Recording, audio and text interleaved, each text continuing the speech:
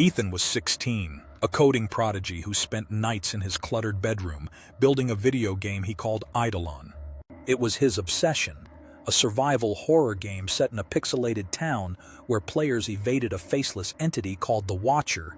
Ethan poured his soul into it, coding every detail: the fog-choked streets, the flickering streetlights, the whispers that played when you stood still too long.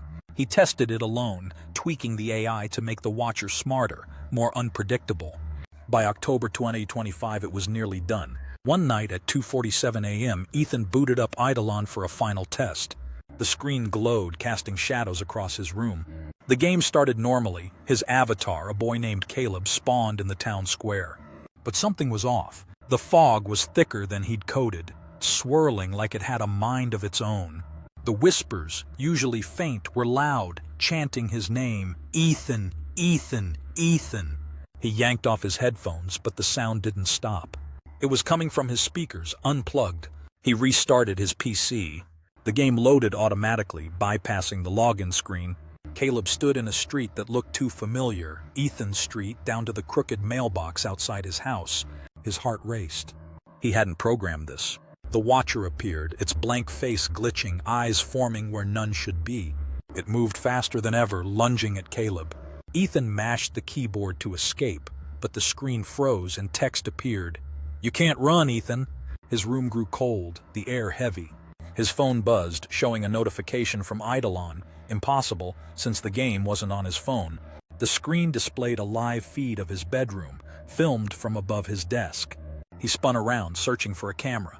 Nothing.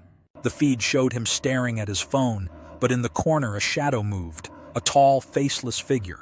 The Watcher. Ethan slammed his laptop shut, but the game's audio kept playing. "You built me, now I play you."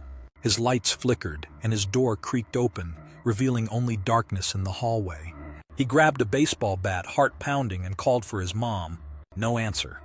The house was silent except for the game's whispers, now in his head, describing things he'd never told anyone. The time he cheated on a test, the crush he hid from his best friend. He tried deleting Eidolon's files, but they reappeared, the folder now named Ethan. He unplugged his PC, but the screen stayed on, showing Caleb in a new level, Ethan's house. The avatar walked through his living room, up his stairs, toward his bedroom. The Watcher followed, its glitched face smiling.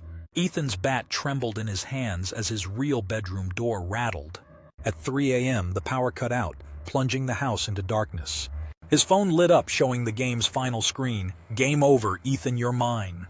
Something cold brushed his neck like fingers made of static. He swung the bat wildly, hitting nothing. The whispers laughed, echoing in his skull. He ran to his mom's room, but her bed was empty, the sheets cold. Her phone lay on the pillow, playing Eidolon's theme. By morning, the power was back, but the game had spread. His TV showed Eidolon's title screen. His smartwatch vibrated with the Watcher's whispers. He tried to leave, but his car wouldn't start, the dashboard screen flashing the game's fog. His friends texted, asking why he'd sent them Eidolon's download link. He hadn't. Their messages stopped coming. Now Ethan doesn't sleep. Scratches appear on his arms, pixelated like game sprites. The Watcher's face flickers in mirrors, in windows, in his dreams. Last night, he saw his reflection code itself out of existence, pixel by pixel. The whispers say he's part of the game now, a character in Eidolon's world. If you're reading this, don't download the game. It knows your name and it's already watching.